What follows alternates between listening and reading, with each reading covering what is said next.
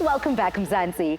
I'm joining you all the way from our Joburg studios, and I've got one very important question to ask. What does one very strong and powerful woman do after the acceptance of a long sabbatical? Well, she digs deep and gets right back to work. And that's exactly what our very next guest has done. Mzansi, please help me welcome onto the Afternoon Express couch, Hulisani, Ravele. Welcome to the lodge. Thank you, Ndoribu. I think we're going to teach you to roll the L. I'm trying to learn.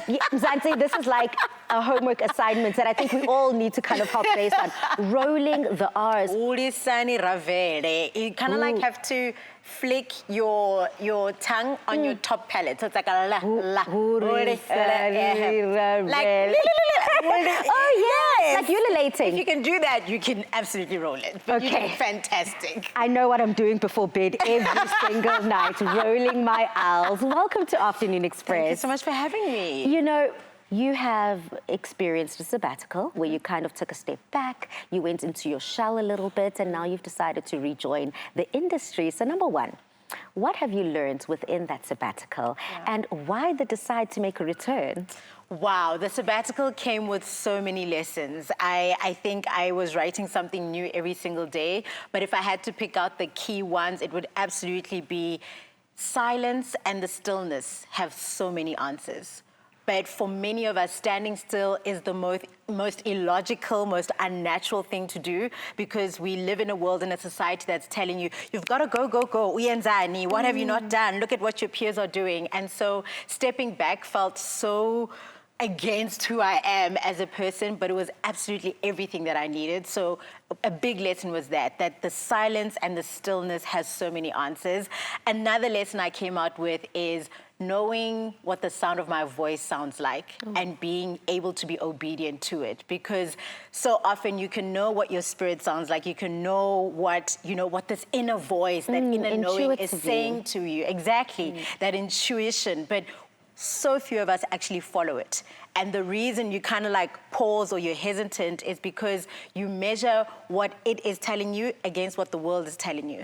And when those two things don't match, you kind of like have that thing in you that says, hey, let me just go with what the masses are saying. Let me just do what everybody else would do. So I am so clear and so sure about what that inner voice sounds like, and I am so obedient to it. And that is one of the reasons why I then decided to come back. But now that you've decided to go full force, you're back, baby. Baby's back. And baby's back with a Glamour cover. I mean, you recently graced the cover of Glamour, looking ever so chic, ever so elegant. Timeless is the word. And you deserve it. You know, what did this feature mean for you? Wow, Bali. You know, when I left radio, left television, stopped it all to go on the sabbatical, I always thought that you need to have the thing in order to be on platforms and on covers like Glamour magazine, you know? Like you need to have the TV show. Like, are you a presenter on Afternoon Express? Like, Uyenzani? Yeah. What is your thing? Relevance. You know? What is your relevance, right? And when the cover came,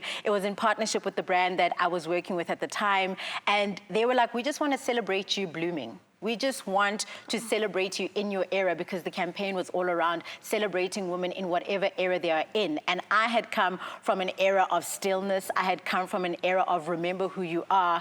And this cover came at a time when I declared it as an era of now do you see? Now do you see why we made you sit still? Now do you see why we made you go on this journey? Because you're the magic, and you're able to birth things like a cover, like a vehicle partnership, like a brand ambassadorship, without having that thing that you always thought that you needed to have, without being on those platforms that you always cried out for and thought that that is what would, you know, birth the thing in you and bring the success. So it affirmed in me that I had done the right thing and I was in the right place and I was doing the right thing in the right way. It felt like alignment. You have an exciting talk show coming up, and I think for so many of us broadcasters, that's what we aspire for. You know, one day for myself to have an Oprah Winfrey, Palisa That's Tendo the show. dream. That's the dream. Yeah. And you are now seizing that dream.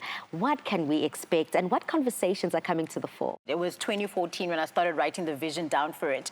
And those who follow my career, follow my platforms, know that there are 3 pillars that I am grounded on and that I move through, you know, in life and in my career. And that is purpose, power, impact. Those 3 words. With the Purpose, Power, Impact show, it's really carrying those conversations with not only famous people, because personally, I'm tired of hearing from celebrities. Yeah, we've heard your voice.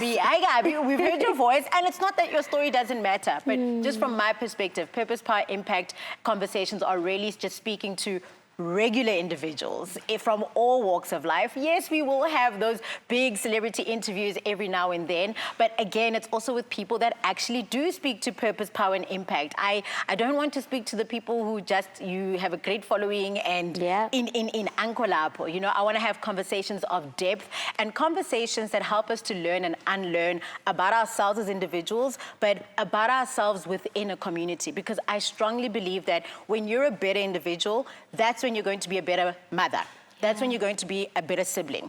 Finally, I just kind of want to touch base and round off the conversation with acceptance. Yeah. Today's show is all about acceptance, acceptance of self, acceptance of your situation, and even speaking about it sometimes gives shivers down the spine because a lot of the time we have that, you know, that back and forth with ourselves, that dilemma. How are you able to achieve it in an industry that feels like sometimes it's pulling you in so many different directions, whether you listening to self, listening to your soul and your creator ancestors, or going with the masses? How are you able to silence it all out and get that self-acceptance and self-care? In my line of work, or the way that I do life, is I ground myself in spirit. Like, ayikho into engizoyenza unless umoya wam says, do that, don't do that. And even if it comes at the cost of saying no to money, I've become strengthened in what I've defined as success for myself.